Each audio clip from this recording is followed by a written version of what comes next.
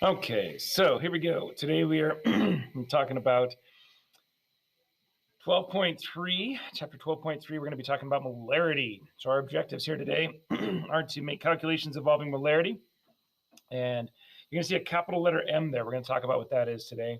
And it has these three values, so we're going to learn a little formula for that. And then we're going to describe the procedure for preparing a solution of a certain molarity. So like if you were in my lab, you were my lab assistant, I would want you to be able to make a solution. We'll show you how to do that. So when we're done, your criteria for success should be that you'll be able to state the molarity equation, solve problems involving molarity equation, and you should be able to solve for molarity, for moles, for mass, or solve for volume. Okay, so all of those. And then you can describe how solutions are prepared. So concentration. What is concentrated? Well, concentrated, like I said a little bit before, is just a general term. So if we're saying something is concentrated versus something is dilute, a concentrated value is a general term that just means it's going to have more particles of that solute per solvent than it would if it were dilute. So here in this example, you can see that we have a bunch of little particles in the concentrated version, and in the dilute version, we have many fewer particles. So that's basically the idea. You could talk about your coffee being concentrated, and you have, maybe drink black coffee, and so you made a really thick brew of it, or maybe you watered it down, right? So you'd have a concentrated versus dilute. If we talked about an espresso versus a regular cup of coffee, you'd probably say that the espresso is more concentrated because it has a higher, amount of caffeine in it, for instance. But remember that this is all unrelated to saturation. So you could have something like oxygen, right? We just learned in our catalyst about oxygen and how oxygen was very, very dilute, and yet it was saturated. It could be saturated, right? So the saturation point could be so small that it's considered insoluble, and yet it's saturated. So remember that the concentration does not have anything to do with the saturation, that you could have very dilute solutions that are completely saturated, or you could have very concentrated solutions that are not saturated. So don't confuse those terms. They're not the same. So let's look at molarity. Now, molarity is our unit of concentration that we use most commonly in the chemistry lab. It's a capital M that we use to symbolize it, right?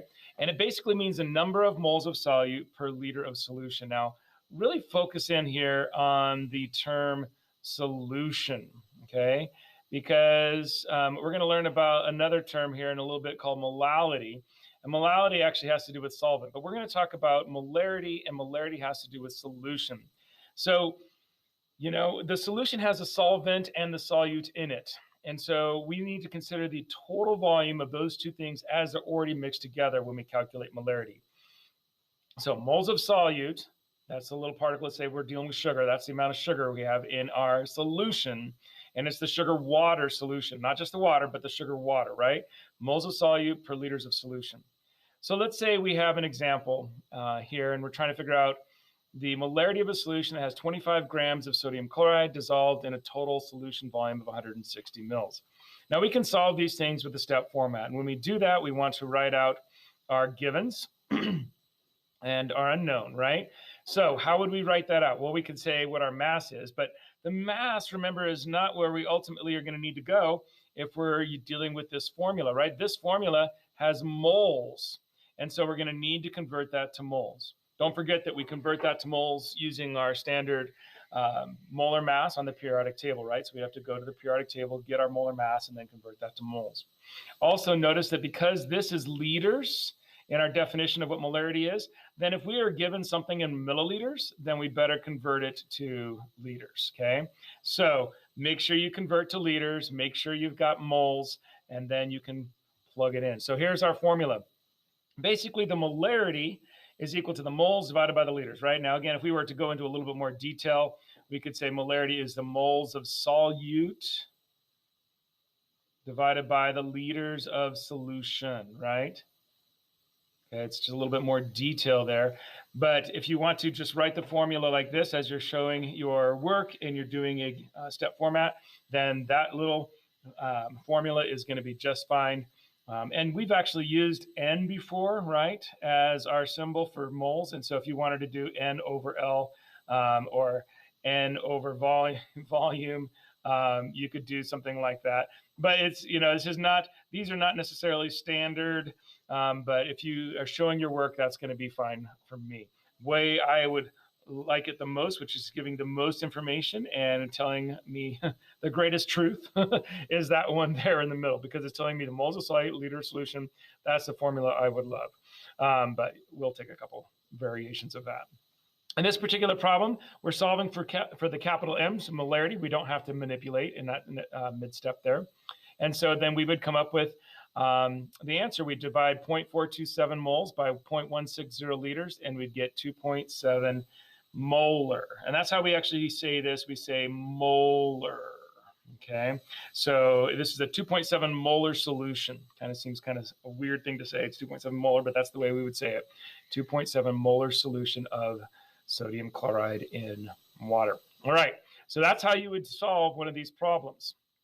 Let's look at an example of where you get to try. Okay, so here's your turn, and I'm going to give you a few minutes to work on this, and I'll pause the video, and then we'll see how you do. So 1 gram of ethanol is added to 100 grams of water, okay? Now remember, water is not the solution. The solution is the water with the ethanol, and there's 101 milliliters of the solution. So when you're calculating the values, don't forget you're dealing with 101 milliliters of solution. Don't forget we want that to be in something besides milliliters, and we want this to be in something besides grams, don't we?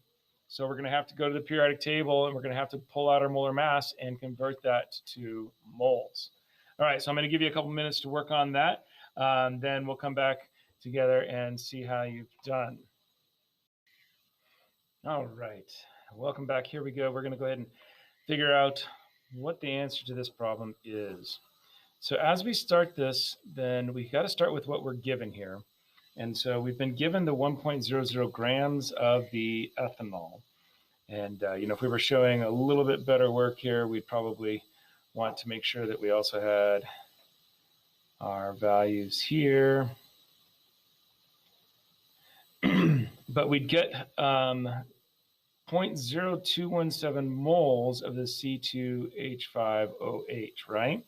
And that's because we got this value, this 46.07 grams per mole from the periodic table. That's giving us to moles. And we got to use moles when we're doing molarity, because that's basically the definition. It's the moles per liter. So now we could write down our givens. Our givens, which we started with 1 gram, is now actually an equivalent moles. And we got to convert our milliliters to liters, 0.101 liters. And we've got to use the 0.101, not the 100 up here. That 100 grams of water is kind of a mislead. It's kind of extra information we don't need. Then you've got your molarity, which is question mark. You use your formula. Okay, there's your formula that you're going to do. We don't have to manipulate it since we're solving for M.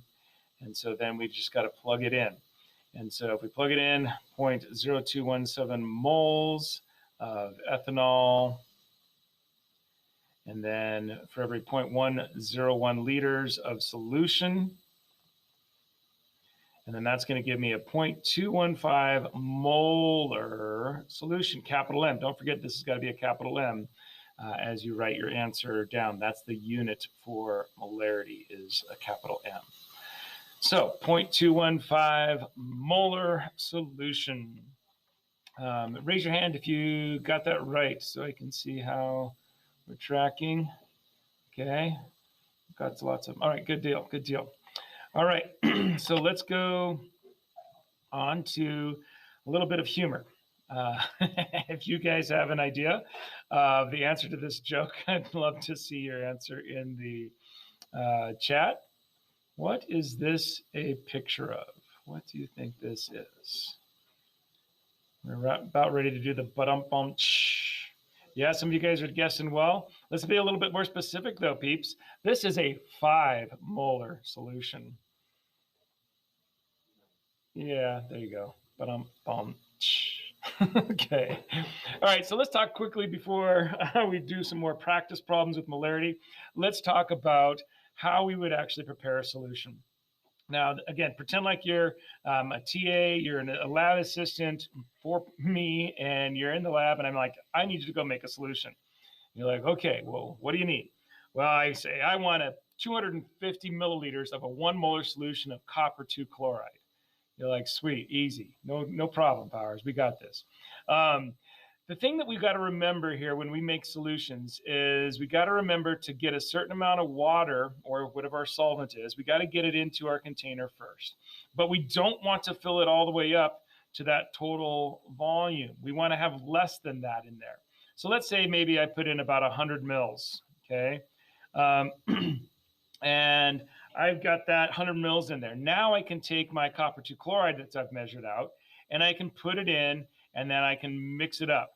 And then I'll bring my total volume. This has got a little meniscus here. I don't know if you can see that, but there's a little meniscus right there, right at that line.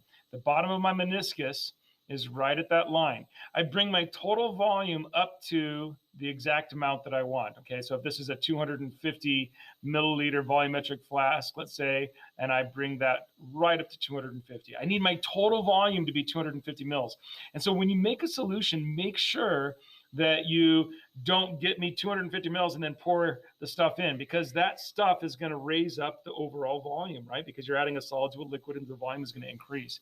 So you've got to put it in while it's less than the total and then bring it up to the total, okay? But maybe you're thinking, I don't even know how much I should put in there. What is a 1 molar amount that is appropriate for 250 mils?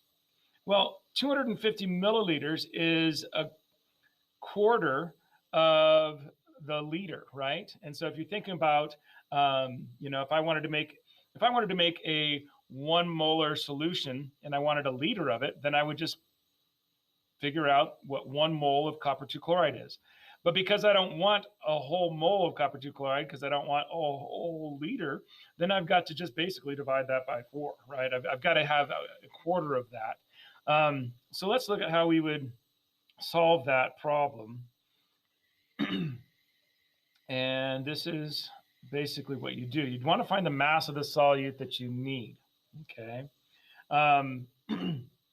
And so in this case, I've got to calculate how many grams I would need. Oops, sorry, a little bumpy there. How many grams I would need for the total amount to give me a 1 mole solution. And let's just kind of figure out what we would need for that. Let's just say I've made a 1 molar solution. Okay, I'm going to kind of do a little bit of extra math up here to give you a little feel for it. So if we look up copper 2 chloride on the periodic table, then we've got 134.45 grams per mole, right? So if I wanted 1 mole of this, I would have to have 134.45 grams of the copper 2 chloride if I wanted to get a mole. And then if I diluted that, okay, so that would be equal to 1 mole. If I diluted that into a liter,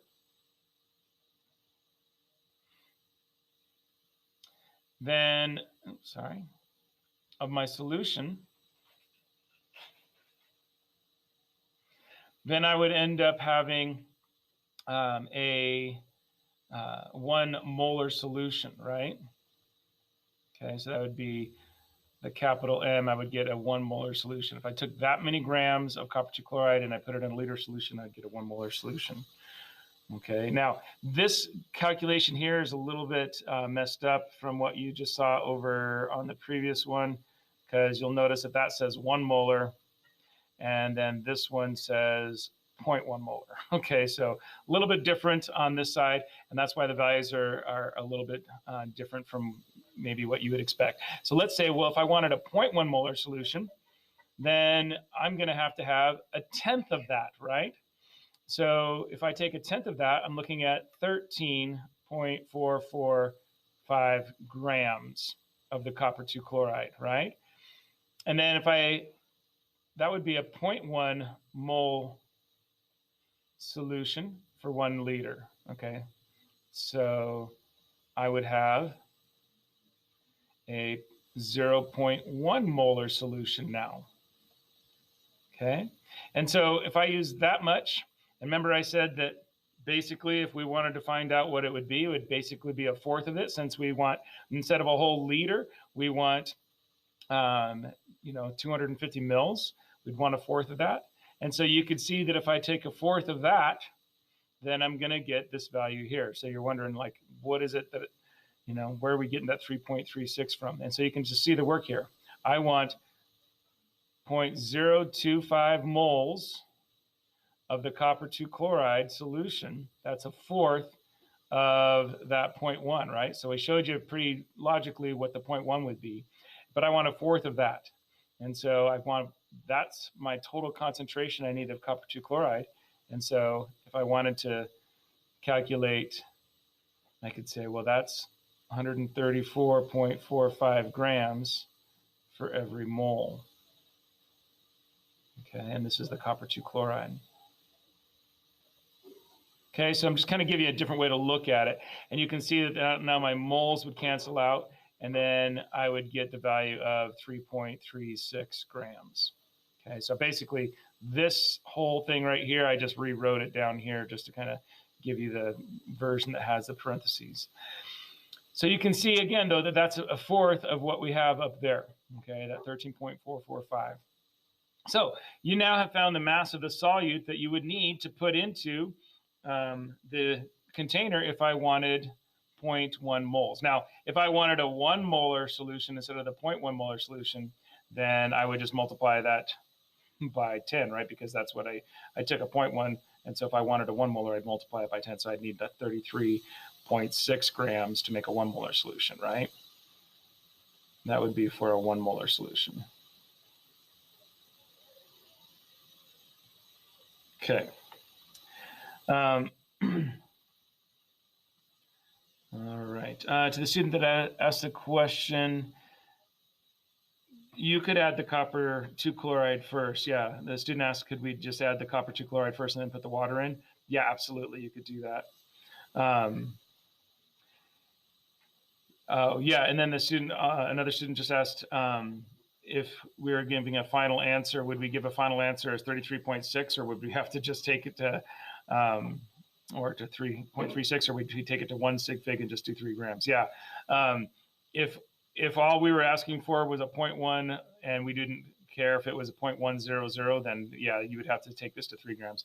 But in the laboratory, if I were asking you for a 0.1 molar solution, you could assume that I'm asking you for as close to a 0.1 molar solution as you could possibly get to. Like you could basically assume that if I told you this, because I'm not going to want less accuracy. I'm going to want as great of accuracy as possible that our scales would give us. So you in the laboratory, if you were my lab assistant, you would basically take this and say, oh, well, Powers, I'm assuming, wants it as accurate as possible. So I'm going to go ahead and assume multiple zeros after that. And you would just give me as much accuracy as you could based upon what the container is. So like you'll get the copper 2 chloride and you're going to see the molar mass of that. And it's going to be based upon your scale.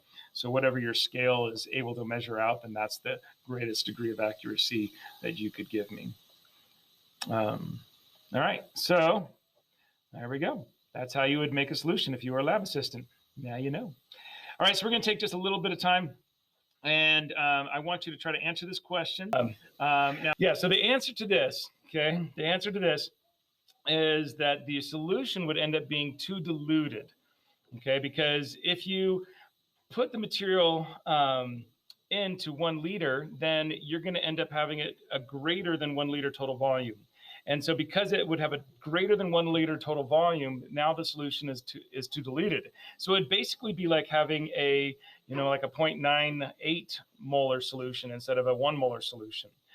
So you'd have too much of the material because once you put that salt in, it's going to raise the overall volume level.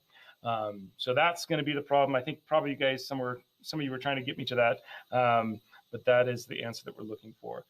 Had another question in the chat that was asking about whether we're using filtered water or not. Like that, is that an assumption that we should make?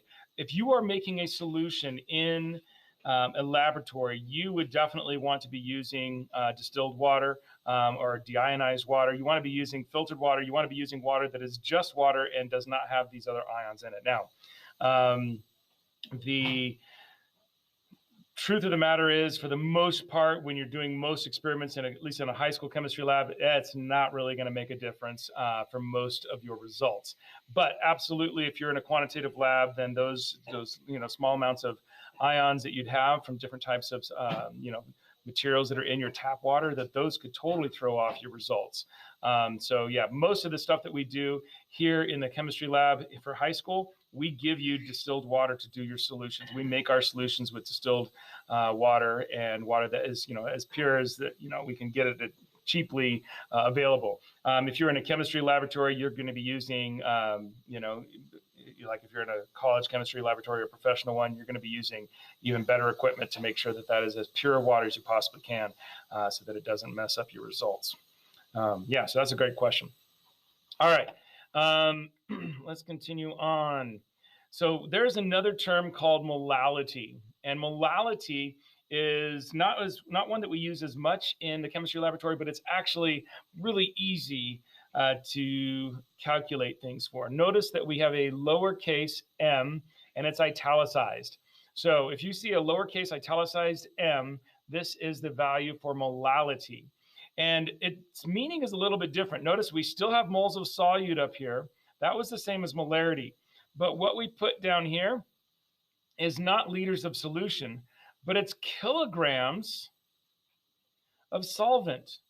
Okay, and so it's really easy to figure out because it's easy to weigh out your solvent and then just mix the two together. You don't have to worry about figuring out the total volume or anything like that. So it's a lot easier to actually make these solutions because you don't have to do total volume stuff where you're trying to add a little bit and get it to the right space. But we just don't use this one nearly as often in the chemical laboratory, but it is one that is used at times. So you need to know the definition. You don't have to calculate anything with regard to a formula for this, for the test or anything, but you do want to know what this is and how it's defined. All right, so let's practice some of these. A solution of barium hydroxide contains 4.285 grams of barium hydroxide and 100 mils of solution. What is the molarity of the solution? Now, this is one that you should be able to do. Now, we're going to solve this one together. I'm just going to pause for a couple minutes, and we'll give you a chance to work on it. And then we're going to do a couple more problems as well, so that you can see how those are solved. And on these other ones, we're going to be solving for the different variables. Right now, we're solving for molarity. So this is the second one we've done of this type, so you should be able to knock this one out without a problem. So I'll hit pause and give you a couple minutes, and you should be able to knock this one out in no time at all.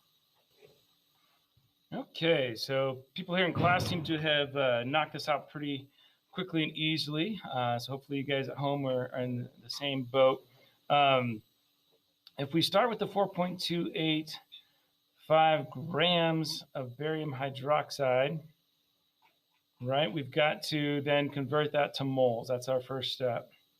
And so when we do that, we get, I think it was 171 point, did you guys have 3.5, I believe? Good, thank you. Grams of barium hydroxide for every 1 mole of barium hydroxide. And so take those two and you divide them by each other.